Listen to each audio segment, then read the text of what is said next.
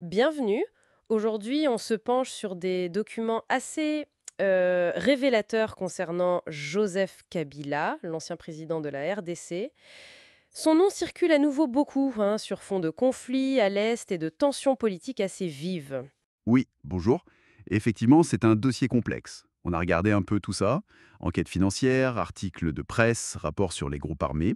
L'idée, c'est d'aller à l'essentiel en quelques minutes, voir un peu ce qu'il en est de ce retour potentiel, des accusations et puis de la situation politique actuelle. C'est ça. Alors pour commencer, il y a cette histoire de retour. Officiellement, il était parti en 2023 pour étudier en Afrique du Sud, c'est ce qui avait été dit. Oui. Et puis, début avril 2025, il annonce vouloir revenir pour, je cite, aider à résoudre le conflit à l'Est. D'accord, et ça tombe en plein regain d'activité du M23, c'est ça? Exactement. En plein dans le mille. Il y avait même des rumeurs, bon, démenties par son parti, le PPRD, comme quoi il serait déjà dans la région de Goma, Goma qui est vraiment touché par les combats avec le M23. Ce M23, juste un mot rapide pour rappeler, c'est cette ancienne mutinerie de 2012, vaincue en 2013 et qui est revenue en force depuis fin 2021. C'est tout à fait ça.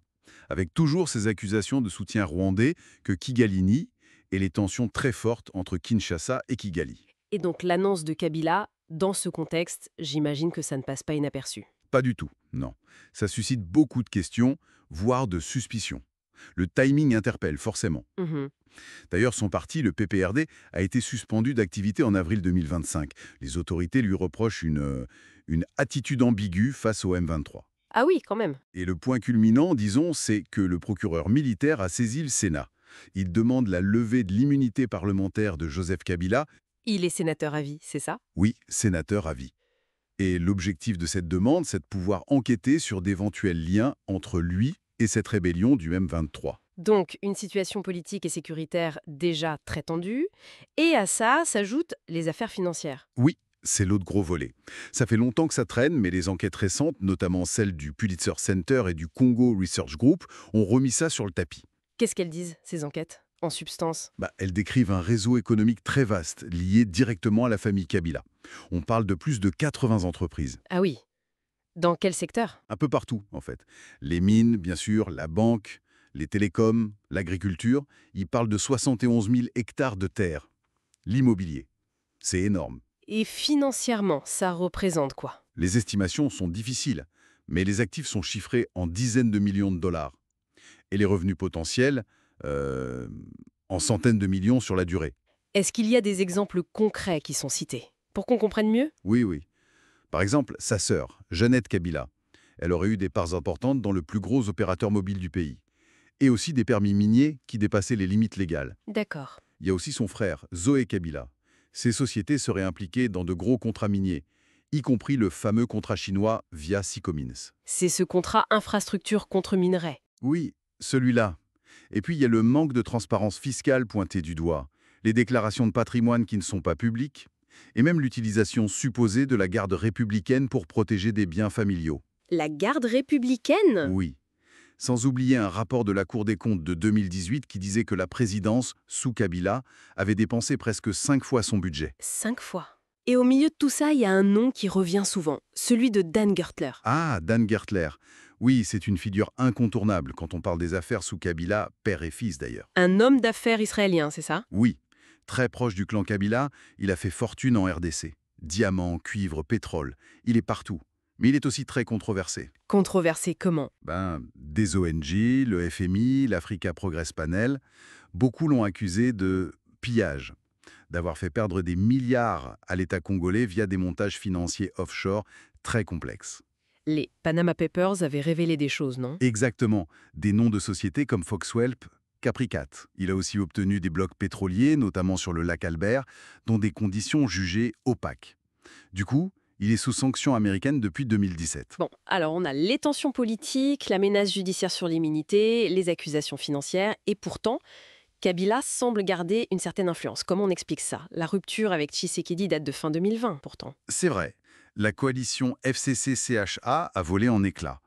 Mais l'influence présumée de Kabila reposerait beaucoup sur l'appareil sécuritaire qu'il a façonné pendant des années. C'est-à-dire? Il y a ce qu'on appelle les faucons militaires, des officiers qui lui seraient restés loyaux. La garde républicaine en est un symbole fort. C'est une unité puissante. Très puissante. Environ 15 000 hommes, réputés très fidèles à Kabila à l'époque et assez brutal. Son chef, Ilunga Kampet, est d'ailleurs sous sanction. Et à part l'AGR. Il y a d'autres figures clés, des généraux comme François Olenga, Gabriel Amissi, John Numbi, même s'il est suspendu pour l'affaire Chebia, Kalev Mouton à l'ANR, les renseignements, Delphin Kaimbi au renseignement militaire. Plusieurs sont aussi sanctionnés internationalement. Donc une toile d'influence tissée dans les rouages sécuritaires. Oui, l'idée c'est que s'assurer la loyauté de ses services a toujours été une priorité pour lui. C'est ce que les analyses suggèrent. On entend parfois aussi des choses plus sensibles sur ses origines. Oui, alors là, il faut être extrêmement prudent. Ce sont des allégations qui circulent, notamment via des sources comme Burundi Forum. Qu'est-ce qu'elles disent? Elles remettent en question son identité, suggérant qu'il s'appellerait en fait Hippolyte Kanambe, d'origine rwandaise. Et certaines vont jusqu'à insinuer une implication dans la mort de Laurent-Désiré Kabila, son prédécesseur. Mais ce n'est pas vérifié. Absolument pas vérifié. Il faut vraiment présenter ça comme des allégations spécifiques issues de certains milieux politiques, et non comme des faits établis.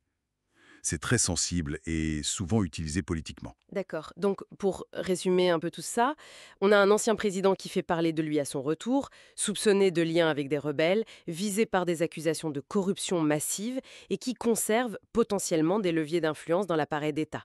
Le tout dans un climat politique explosif. Son immunité va-t-elle être levée? Que donneront les enquêtes? Il y a le volet politique. Quelle place pour son camp, le PPRD? Quelle lutte de pouvoir avec le camp de Tshisekedi? Et bien sûr le volet sécuritaire. Quel impact sur le conflit à l'Est, qui continue de faire des ravages? C'est vertigineux. Ça amène une dernière réflexion peut-être. Au-delà de ce qui va se passer dans les mois à venir sur le plan judiciaire ou politique, comment est-ce que tout cet héritage, ces réseaux présumés, ces accusations d'enrichissement, comment tout ça risque de continuer à influencer, à peser sur l'avenir de la RDC, sur sa gouvernance, sa stabilité? C'est une question lourde, hein. C'est la question centrale, effectivement. Quel poids durable sur l'État et sur le pays tout entier? En République démocratique du Congo, la justice militaire a saisi le Sénat pour lever l'immunité de l'ancien président du pays, Joseph Kabila, soupçonné de lien avec l'alliance levée de cette immunité qui autoriserait de fait des poursuites mais accorderait également à la justice d'agir sur le patrimoine de Joseph Kabila. Le parti de Joseph Kabila, suspendu par le gouvernement, a contesté ces accusations.